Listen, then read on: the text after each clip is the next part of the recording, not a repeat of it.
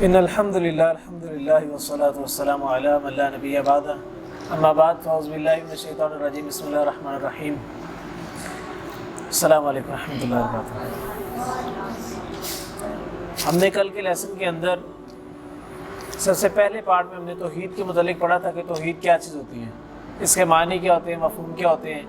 توحید کی 3 ہم نے ٹائپس پڑھی تھی، لیکن ان کی وضاحت نہیں کی تھی، ایکسپلینیشن نہیں کی تھی، صرف ہم نے ٹائپس کے نام یاد کیے تھے۔ آج ہم انشاءاللہ پڑھیں گے عبادت کیا ہوتی ہے، عبادت کے کیا معنی ہوتے ہیں۔ کسی کو کچھ پتہ ہے عبادت کسے کہتے ہیں؟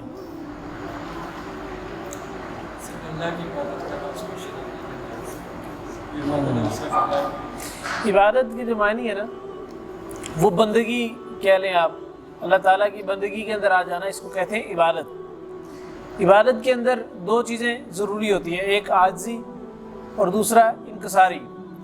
عاجزی یہ ہوتی ہے کہ انسان عاجز آ جائے، انسان اس چیز کو تسلیم کر لے کہ جس کی میں عبادت کر رہا ہوں وہ سب سے بڑا ہے، میں سب سے چھوٹا ہوں۔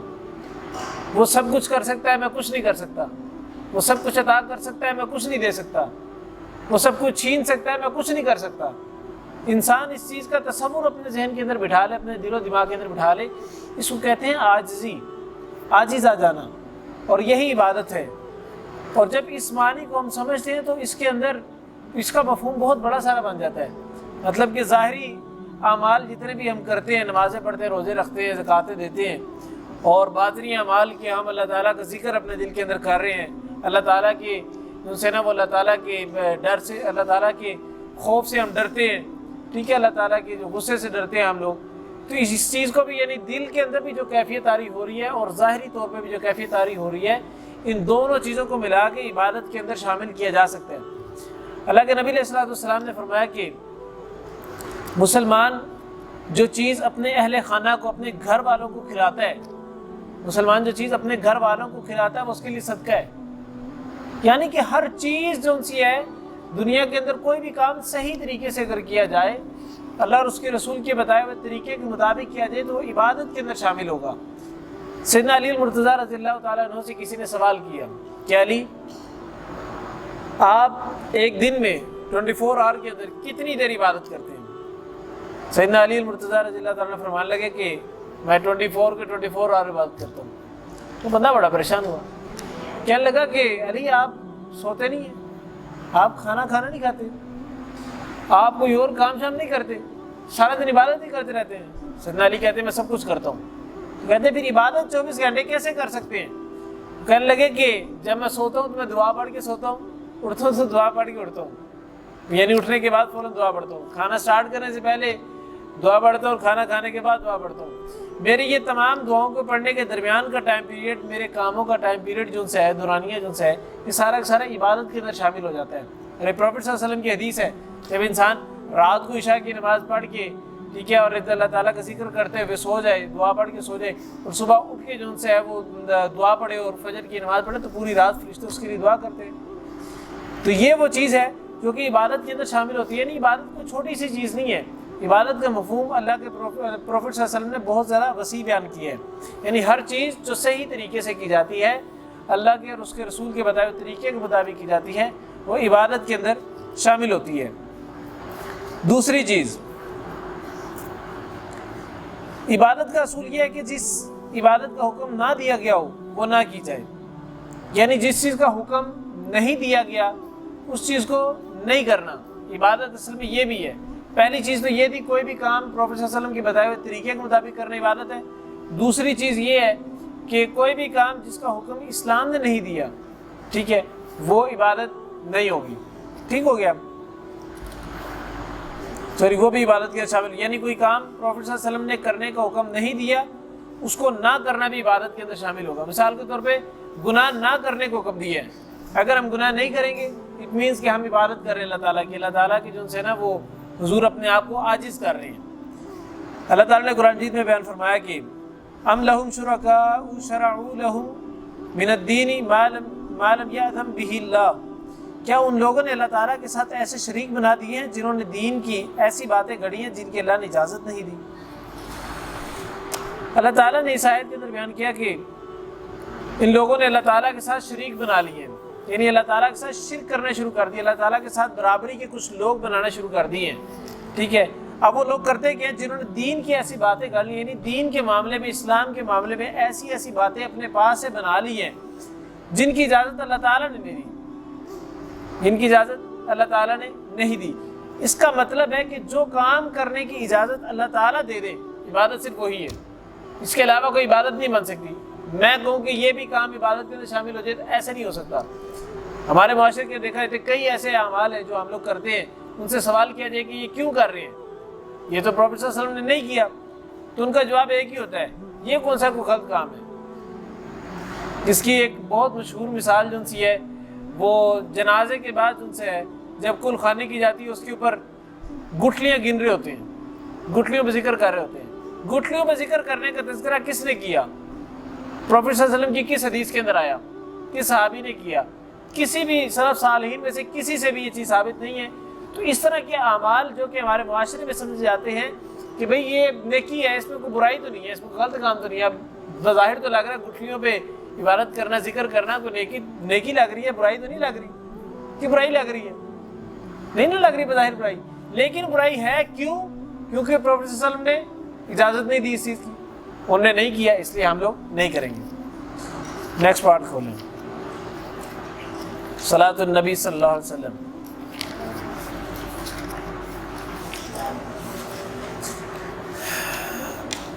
ہم نے کل نماز کی تھوڑی سی اہمیت کے بارے میں تذکرہ کیا تھا کہ نماز کے بارے میں نے پڑھا تھا کہ نماز اسلام کا دوسرا رکن ہے، ٹھیک ہے، اور جس طریقے سے ایک عمارت اپنے پلرز کے بغیر کھڑی نہیں رہ سکتی، اس طریقے سے اسلام بھی نماز کے بغیر مکمل نہیں ہو سکتا۔ اس کے علاوہ ہم نے غالباً ایک حدیث بھی پڑھی تھی کہ پروفیٹ صلی اللہ علیہ وسلم کی بڑی مشہور حدیث ہے کہ ایک شخص کے گھر کے سامنے سے اگر نہر گزرتی ہے، نہر نہ کہیں آپ اس طرح کہہ لیں کہ اس کے گھر کے باہر ہی جو ہے نا سوئمنگ پول ہے، وہ وہاں پہ ڈیلی بیسس پہ پانچ ٹائم جو ہے نا جا کے سوئمنگ کرتا ہے، نہاتا ہے اچھے طریقے سے، کیا اس کا جسم گندا رہے گا؟ اچھے طریقے صاف ستھرا رہے گا۔ کیوں؟ کیونکہ دن میں 5 مرتبہ نہا رہا ہے۔ اسی طریقے سے اگر کوئی شخص دن میں 5 دفعہ نماز پڑھتا ہے، اللہ تعالیٰ کے حضور سجدہ ریز ہوتا ہے، زمین پر اپنے سر کو رکھتا ہے، جس رب نے ہمیں بنایا اس رب کے سامنے جھکتا ہے جا کے، تو وہ رب اس کے تمام گناہوں کو معاف کر دیتا ہے۔ اس کی مثال اسی طریقے سے، اس طرح وہ بندہ سامنے سوئمنگ پول کے اندر نہا رہا ہے اور اس کے جسم پہ کوئی گندگی نہیں رہے گی، اسی طریقے سے 5 وقت کی نماز پڑھنے والے کے اعمال نامے کے اندر بھی، جسم کے اندر بھی کوئی گناہ نہیں رہیں گے۔ اسی طریقے سے مثال ہم نے پڑھی تھی۔ آج پڑھیں گے بے نمازی کے بارے میں کیا جو ان سے نا وہ حکم ہے۔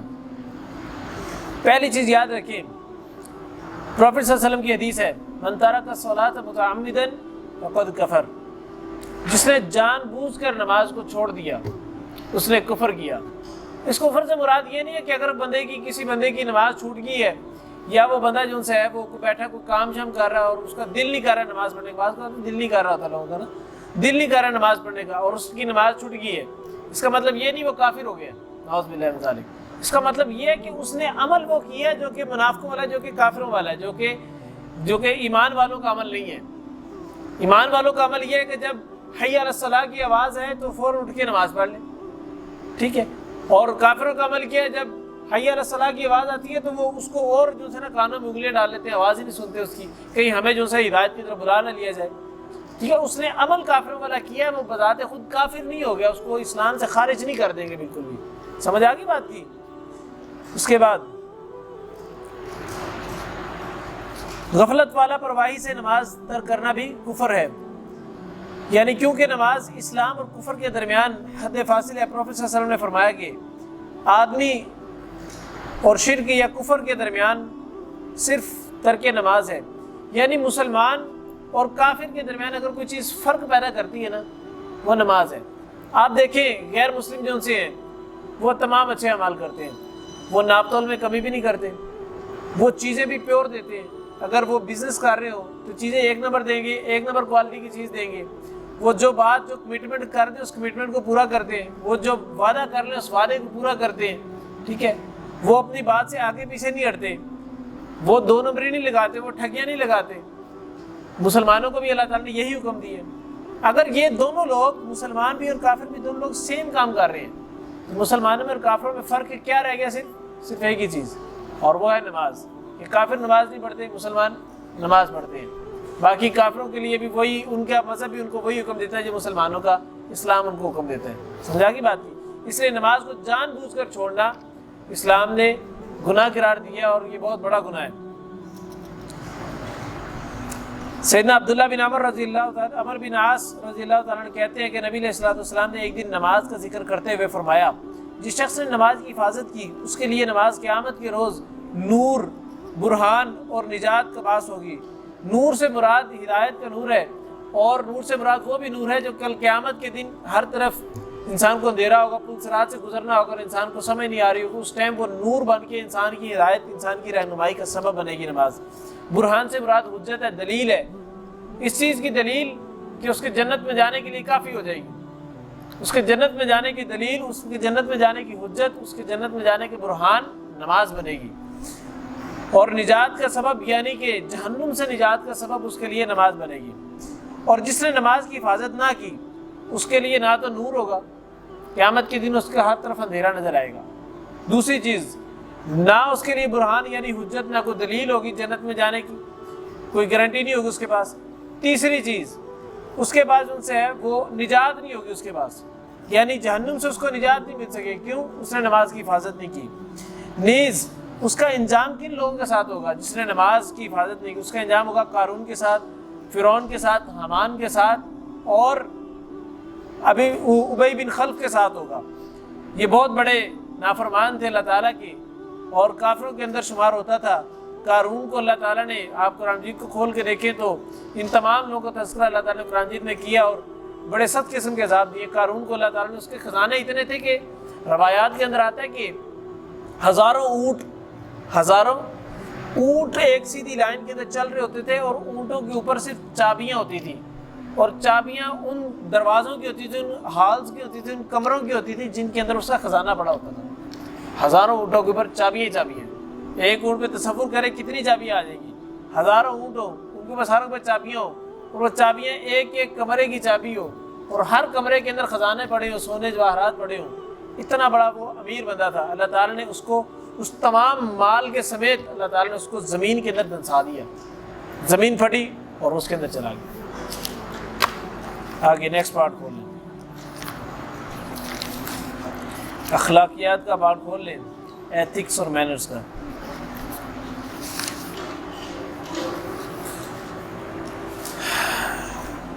اعوذ باللہ من الشیطان الرجیم، بسم اللہ الرحمن الرحیم.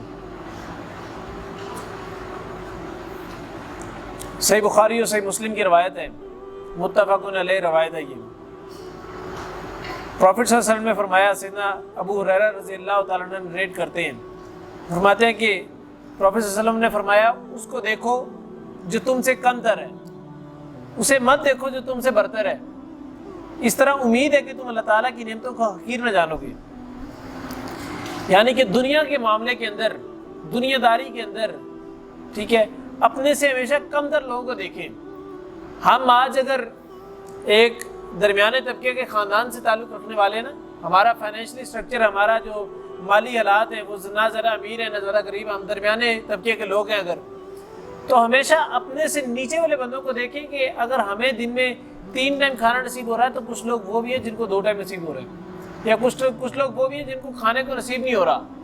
اگر اس چیز کا آپ نے تصور کرنا ہو تو یوٹیوب پر اگر سرچ کر کے دیکھیے گا، صومالیہ کے اندر یا ادھر افریقہ کے اندر، افریقہ کے کچھ علاقے ہیں، وہاں پر کھانے کو کچھ نہیں ملتا، وہاں پر کھانے کی چیز ہی کوئی نہیں ہے. وہ لوگ مٹی کا گارا بنا کر اس کے اندر ہلکا سا نمک ڈال کے اس کے اتنے سے بسکٹس بناتے ہیں، بسکٹس بنا کے اس کو دھوپ کے اندر سکھاتے ہیں اور وہ مٹی بیٹھ کے کھاتے ہیں، صرف اس لیے کہ ان کو کھانے کو نصیب نہیں ہوتا. ہمیں اللہ تعالیٰ کا شکر ادا کرنا چاہیے کہ اللہ تعالیٰ نے ہمیں بہت کچھ دیا اور ہزاروں لوگوں سے بہتر دیے. ہم لوگ کھاتے ہیں اور 3 ٹائم کا کھاتے ہیں اور سکون سے سوتے ہیں. کھانے کو بھی اچھا میسر ہے، پہننے کو بھی اچھا میسر ہے، رہنے کو بھی اچھا میسر ہے، اور لباس اوڑھنے کو بھی اچھا میسر ہے، سونے کو بھی اچھا میسر ہے. ہر چیز ہمیں اچھی میسر ہے، تو اللہ تعالیٰ کا شکر ادا کرنا چاہیے. پروفیسر صلی اللہ علیہ وسلم نے فرمایا کہ دنیا کے معاملے میں اپنے سے کم تر لوگوں کو دیکھو. اوپر لوگوں کو دیکھو گے نا کہ ہمارے پاس اگر گاڑی ہے، بائک ہے، تو ہم دیکھیں گے جناب اس بندے پاس گاڑی ہے، تو ہمیں ہرس رہے گی کہ میں نے گاڑی لینی ہے، گاڑی لے لیں گے، پھر آپ اوپرلے بندے کو دیکھیں اس پاس مرسڈیز ہے، آپ اس کی لالچ کریں گے اس کا مرسڈیز، میں نے بھی مرسڈیز لینی ہے، وہ مل جائے گی، پھر آپ اسے آگے لینڈ کروزر کی طرف دیکھیں گے، اسے آگے جو ہے بڑھتے جائیں گے۔ جب اس معاملے کے اندر رہیں گے تو دنیا کے اندر تو چیزیں ون سے ون ہی ایک سے ایک بڑھ کے چیزیں ہیں، پھر کیا کریں گے؟ ہمیشہ لالچ کے اندر ہی زندگی گزار دیں گے، ہمیشہ اسی ہرس میں زندگی گزار دیں گے۔ اپنے سے کم تر لوگوں کو دیکھیں گے، دل کے اندر سکون کی کیفیت پیدا ہوتی ہے، اطمینان کی کیفیت پیدا ہوتی ہے۔ بعض اوقات ڈپریشن انسانوں کو ہوتا ہے، ڈپریشن کی ایک بڑی وجہ یہ بھی ہوتی ہے کہ ہم ہمیشہ ان چیزوں کی طرف بھاگ رہے ہوتے ہیں جو چیزیں ہمیں مل ہی نہیں سکتی کبھی، یا وہ چیزیں دینے کا اختیار اللہ تعالیٰ کے پاس ہے۔ مجھے ایک چیز کا جواب دیں، میری خواہش ہے کہ میں مرسڈیز لوں، اور میں ہمیشہ اسی کی سوچوں کے دے رہتا ہوں، مجھے ٹینشن رہتی ہے، میری ٹینشن لینے سے کیا مجھے مرسڈیز مل جائے گی؟ کون دے گا مجھے؟ اللہ تعالیٰ۔ اللہ کے علاوہ کوئی دے سکتا ہے؟ اگر میں ٹینشن نہ بھی لوں تب بھی کون دے گا؟ اللہ تعالیٰ۔ لہٰذا معلوم ہوا کہ میرے ٹینشن لینے یا نہ لینے سے کوئی فرق نہیں پڑتا، فرق پڑے گا مجھے پڑے گا، میری صحت پہ پڑے گا۔ دینے والی ذات اللہ تعالیٰ کی ذات ہے، وہ دینے پہ آئے تو ابھی دے دے، دینے کو آئے تو کبھی بھی نہ دے۔ مقدر کے اندر اس نے لکھ دیا، تقدیر میں لکھ دیا تو مل جائے گی، نہیں لکھا تو نہیں ملے گی۔ اس میں ٹینشن کی یا فکر کی یا ڈپریشن کی کوئی بات ہے ہی نہیں۔ اس لیے ہمیشہ اپنے سے کم تر لوگوں کو دیکھیں تاکہ دل کے اندر سکون پیدا ہو، اطمینان پیدا ہو، تسلی انسان کے دل کے اندر آ جائے۔ چلے نیکسٹ پارٹ کھول لیں، سیرت النبی صلی اللہ علیہ وسلم۔ کوشچن نمبر 9 تھا۔ اچھا مجھے بتائیں کہ پروفٹ صلی اللہ علیہ وسلم کی والدہ کا نام کیا تھا؟ حضرت آمنہ۔ والدہ محترمہ کے انتقال کے وقت آپ صلی اللہ علیہ وسلم کی عمر مبارک کتنی تھی؟ کتنی؟ والد، جب پروفٹ صلی اللہ علیہ وسلم کے والد فوت ہوئے تھے اس ٹائم پروفٹ صلی اللہ علیہ وسلم کی عمر کتنی تھی؟ اس ٹائم بلکہ پروفٹ صلی اللہ علیہ وسلم پیدا نہیں ہوئے تھے، اور جب ان کی والد کا انتقال ہوا تو والد کی عمر کتنی تھی؟ والد کی عمر 25 سال تھی، اور جب پروفٹ صلی اللہ علیہ وسلم کی وفات ہوئی تو اس ٹائم پروفٹ صلی اللہ علیہ وسلم جب پروفٹ صلی اللہ علیہ وسلم کی والدہ کی وفات ہوئی اس ٹائم پروفٹ صلی اللہ علیہ وسلم کی عمر کتنی تھی؟ 6 سال تھی۔ ہاں جی، آپ صلی اللہ علیہ وسلم کی والدہ کا انتقال کہاں پر ہوا تھا؟ کسی کو یہ واقعہ آتا ہے؟ ہوا اس طرح تھا کہ پروفٹ صلی اللہ علیہ وسلم کی والدہ جو سی تھی وہ آپ صلی اللہ علیہ وسلم کے والد کی قبر کی زیارت کرنے کے لیے جا رہی تھی۔ مدینے کے اندر آپ صلی اللہ علیہ وسلم کے والد کی قبر ہے، تو سیدہ آمنہ جو سی ہے وہ مدینے گئی وہاں پر قبر کی زیارت کرنے کے لیے، وہاں سے واپسی مکے کی طرف آ رہی تھی۔ راستے میں طبیعت خراب ہوئی، اور ایک مقام ہے، کیا مقام کا نام ہے؟ ابوا۔ اس مقام پر جا کر ان کی وفات ہوگی طبیعت کی خرابی کی وجہ سے۔ اب ہوتا یہ تھا کہ ان کو اٹھا کے مکے نہیں لے کے آئے گا۔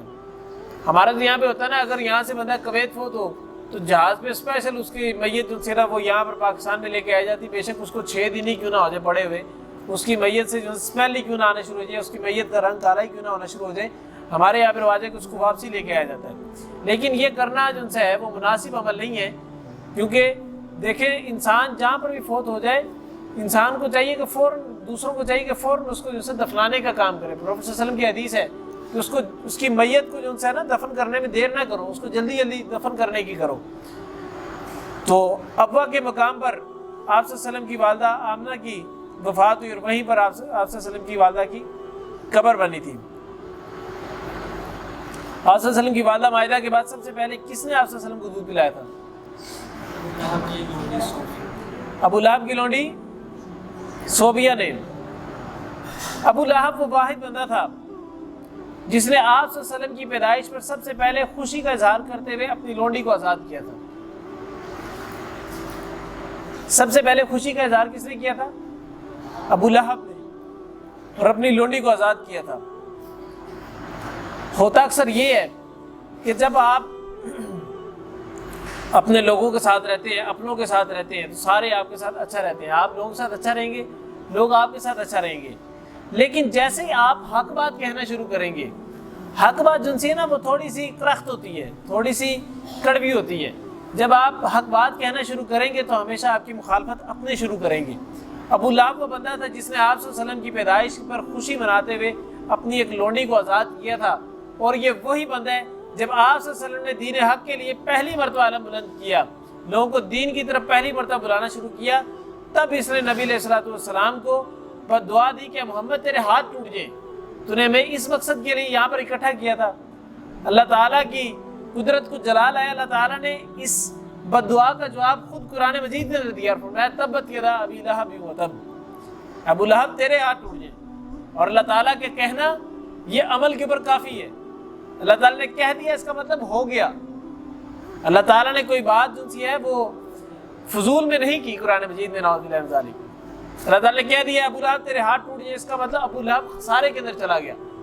وہ وقت گزرا، نبی علیہ السلام جب اللہ تعالیٰ نے یہ آیت نازل کی، اس کے بعد سے لے کر ابو لہب کی وفات تک وہ ہر چیز کے لیے محتاج ہو گیا، اپنی اولاد کے لیے محتاج ہو گیا۔ بیماریاں اتنی شدید قسم کی تھیں کہ اس کے جسم سے سمیل آتی تھی، اور ابو لہب کی اولاد جو سی تھی اپنے باپ کو کھانا دینے کے لیے نہیں جاتے تھے، کیوں؟ سمیل آتی ہے۔ یہی وہ چیز تھی کہ جو اللہ تعالیٰ نے قرآن مجید کے اندر کہا تھا تبت یدا ابی لہب وتب، کہ ابو لہب تیرے ہاتھ ٹوٹ جائیں۔ تو معلوم ہوا کہ بعض اوقات انسان کے اپنے جو سے ہیں وہ انسان کی مخالفت تب کرتے ہیں جب انسان حق کی بات کہنا شروع کرتا ہے۔ ابو لہب وہ شخص تھا جس نے پہلی مرتبہ لونڈی آزاد کی تھی۔ آگے سیدہ صوبیہ کے بعد آپ صلی اللہ علیہ وسلم کو کس نے دودھ پلایا تھا؟ حلیمہ بنت ابو ذؤیب۔ حضرت حلیمہ وہ خاتون تھی جنہوں نے نبی علیہ السلام کو دودھ پلایا تھا۔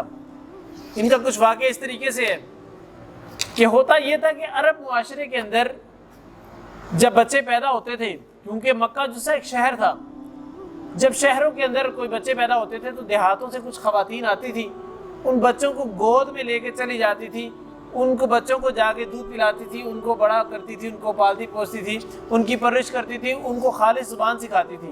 دیہاتوں کے اندر آج بھی اگر پنجاب کی زبان کون سی ہے؟ پنجابی۔ شہری زبانوں کی نسبت دیہاتوں کے اندر آج بھی پنجابی زبان جو سی ہے وہ خالص ہے۔ شہری دیہاتوں کے اندر شہری زبانوں کے اندر ملاوٹ ہو جاتی ہے، انگلش بولنے والے آتے ہیں، پھر اردو بولنے والے آتے ہیں، پھر سرائیکی بولنے والے آ جائیں گے، سب ساری زبانیں بولنے والے لوگ اکٹھے ہوں گے تو لہجے مکس ہو کے زبان کی جو سی ہے نا وہ ستیہ ناش ہو جاتا ہے۔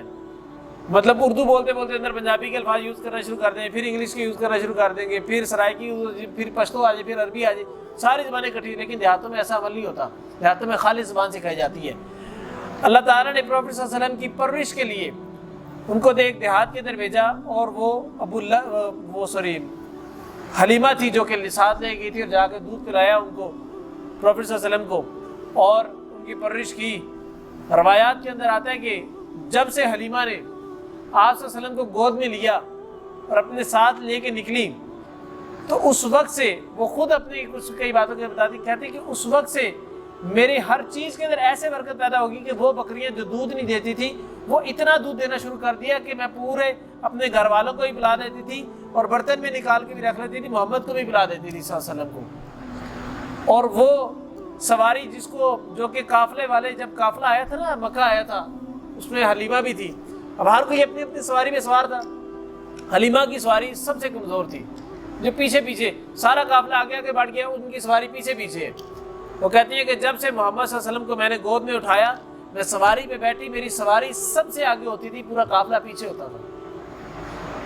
یہ پروفیٹ صلی اللہ علیہ وسلم کی، اللہ تعالیٰ کی ان کے اوپر خاص قسم کی رحمت تھی۔ تو اللہ تعالیٰ سے دعا ہے کہ اللہ تعالیٰ ہمیں آپ صلی اللہ علیہ وسلم کی سیرت کو پڑھ کر اس پر عمل کرنے کی توفیق عطا فرمائے، اور آپ صلی اللہ علیہ وسلم کو اللہ تعالیٰ نے ان کی سیرت کو ہمارے لیے ایک نمونہ بنایا ہے، تو اللہ تعالیٰ ہماری سیرت کو بھی آپ صلی اللہ علیہ وسلم کی سیرت کے مطابق کر دے۔ آمین۔ سبحانک اللہم و بحمدک، اشہد ان لا الہ الا انت، استغفرک و اتوب الیک۔ السلام علیکم و رحمۃ اللہ وبرکاتہ۔